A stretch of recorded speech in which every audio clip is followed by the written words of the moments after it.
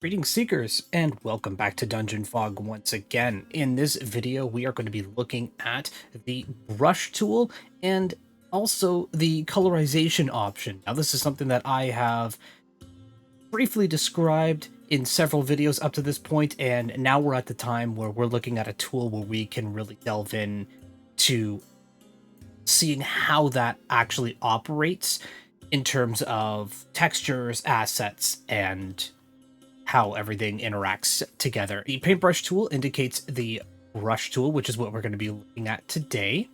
And you'll notice that there are several properties that pop up as soon as we click that tool. The first thing you'll notice is the tip type, where we have a large circle. Also change that to a square, and this indicates the area that we are going to be covering when we use our brush tool. We can also change the size of that, indicating the number of squares on the map. So right now, if you look at the dots on the map, we are doing just about 3.2 squares. We can manually enter that to do, say, 5 squares. And what that's doing is that's actually creating a space.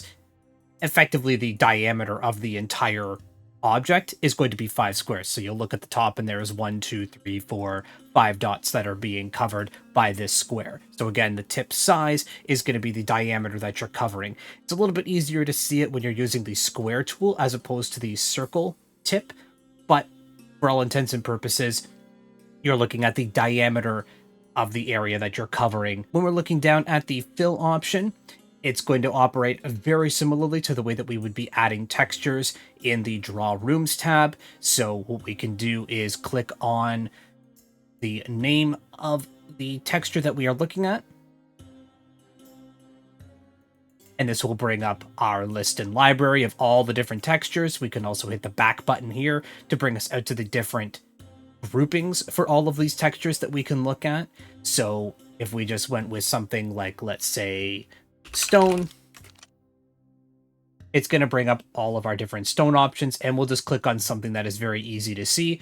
Again, like all of our other textures, it gets auto-populated into this little preview window here. Much like the textures when we're building a room, we can manipulate its rotation based on the preview image inside of square here, where my cursor is hovering over top of. We can change the rotation, the scaling, the opacity, and the softness. Now, the softness is something new that we haven't seen before, and that applies more specifically to your textures and brush strokes, specifically when you're looking on the map. So what we're going to do is we're going to go into the circle tip, and we're going to put down just an area over here. We're working off side of the map. Our main map is down here. We're going to be working off of it just so you can visualize how the brush tool works in a little bit more detail. So let's paint. As I'm pressing and holding, I can then move my cursor around to paint over a specific area, like so. And there we go. There's our texture there. And you can see I'm highlighting that currently, so I can change its rotation to, say, 90 degrees. It's scaling to 200%, let's say. Opacity can change how visible it is on the map, and more specifically, the softness. Now, the softness of any brush stroke that you use on the map is going to refer to how crisp or soft the outer edges of that texture are. If we went to 0 softness, the edges of our brushstroke would be very crisp, which means if we had multiple textures on top of each other or side by side, you would see a very clear division between those two objects. However, we can blur those lines, creating a blending between multiple different texture styles to create something that looks a little bit more cohesive and less jagged. So let's just increase our softness here, and you can see the edges of the texture. Let's click off of the texture so you can see it a little bit easier. You can see the edges of that texture are now blending in to any other textures, and you may have seen these in other videos when I've been randomly clicking on the map and there are other textures and brushstrokes that pop up. That's just the way that this map has been defaulted based on its design. But you can see all along the edges of that brush stroke that I made blends in with the other existing brush strokes that are on the map itself. Our GM tools, like any good asset or texture, we can designate whether it is above walls or underneath the walls, whether or not it needs a key, concealed, or trapped. We've seen how these operate in other videos, but just to let you know that your brushstrokes can be manipulated in such a fashion as your assets and other textures as well. Actions, we can easily flip horizontally that texture like so, based on how I've drawn it on the map. And then I can also flip it vertically. And what it's doing is it's actually taking the brushstroke that I've made specifically, and it is flipping it horizontally or vertically. It is not doing it to the texture, it is doing it to the brush that stroke that I've made. If we wanted to have a texture operating as a light receiver, we can do so. Brushstrokes cannot be light emitters. You can't make them emit light. However, you can have them operate the same way that another asset would when it is a light receiver. And if you need a little bit more refreshing on how that works, you can always refer back to the dynamic lighting video that I did, where I go into detail about how all of these different lighting receiver properties work. We're now going to jump into sort of the other half of this video, and that is going to be the coloring tool. So I've alluded to this again in several videos, how you can manipulate the color of the textures and the assets that you're putting down on the map. And brushstrokes are no different. And for all intents and purposes, assets and textures can be manipulated based on their coloring the same way. So I'll show you an example of how an asset can be manipulated based on its coloring options. So when we look at the coloring option up here beside library, you'll see it defaults to black, and that is because I've chosen the black option down at the bottom. But if I click on the white option at the top, now brings that in, and I can manipulate the color any way I want. So what this tool is doing is it is taking the texture that you have selected and it is replacing it by a solid color. Now you can still manipulate the opacity and the softness of the brush stroke as you would if you were using a texture, like I did earlier. However, what you're doing is you are replacing the entire texture that we've selected from the library previous and replacing it with a solid color. If you're looking at just putting down color strokes and not specific textures, you'll want to use the color option. We can also look at different color options as well under the change color portion of this. Now, when you're looking at a texture, you're going to see several values here under the hue, saturation, and brightness. So the hue is going to refer to the color that you are using. The saturation refers to how much of that color is going to be utilized on the texture, and the brightness is how much white or black is going to be added into that. So using simple color properties, if you had a red, let's say on a canvas, and you decide that you are going to then want to make it more pink, well, then you would add more white over top of that coloring that you did to make it pink. If you wanted it more of a burgundy color, you would add some black into that.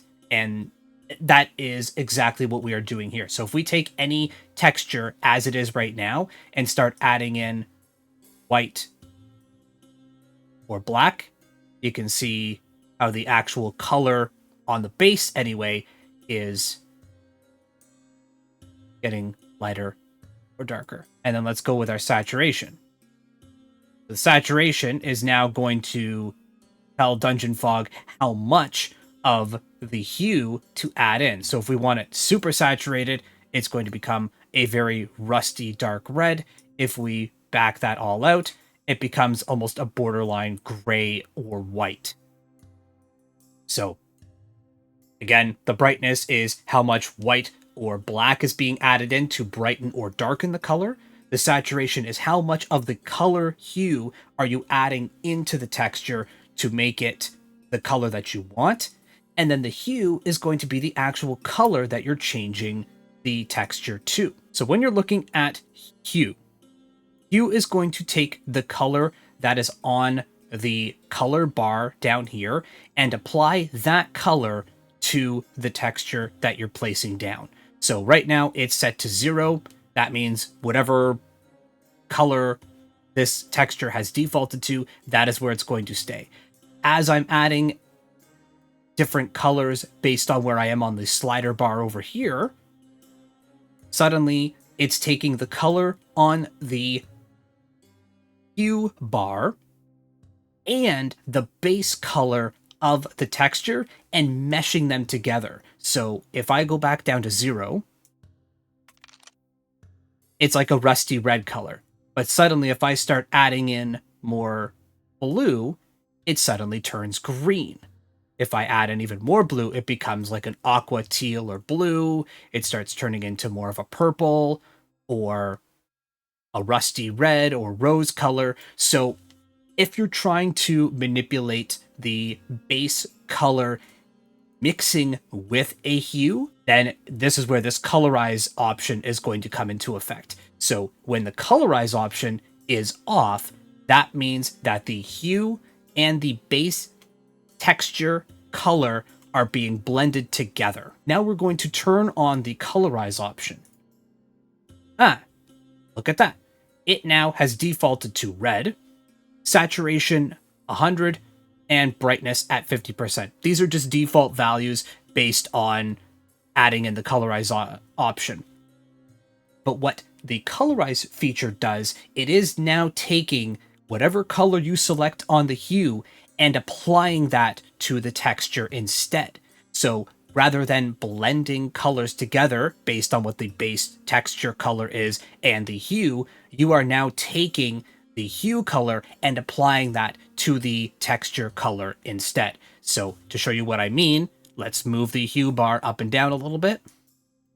Oh, suddenly it's going red, it's going green, it's going blue, it's going more blue, purple. So the colorize tool tells DungeonFog that I want to apply the color to the texture, not blend the texture color to a hue.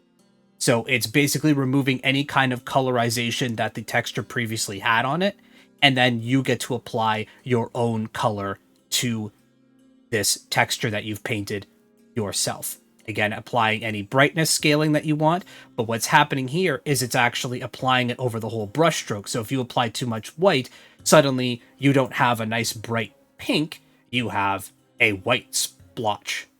Same thing with black. So you have to be very careful when you're using the colorize tool, because too much bright or not enough bright, you turn into solid colors. And to bring that back, let's just default it back to 50. And there we go, our texture's back. I mentioned that you can also change and manipulate the color of assets as well. And this is going to be essentially the same format. So I've highlighted a chair here. All of my values on the colorize option are set to 0. I can begin to manipulate those, which means it is again taking the base color of the asset and blending it with the hue color that I have selected. I can change that saturation level if I so choose, as well as the brightness. If I were to colorize that asset, it now takes the hue color and applies that to the asset, removing the base color of the asset from when I selected it.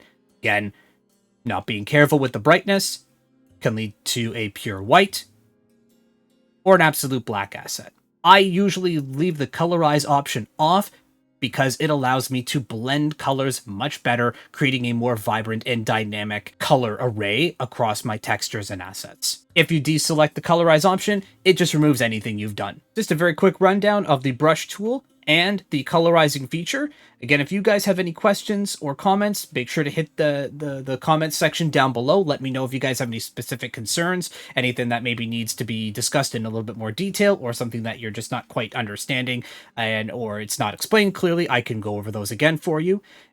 Please make sure that you are hitting the subscribe button, so that that always helps the channel. Hit the bell icon so you get notified when new videos get posted.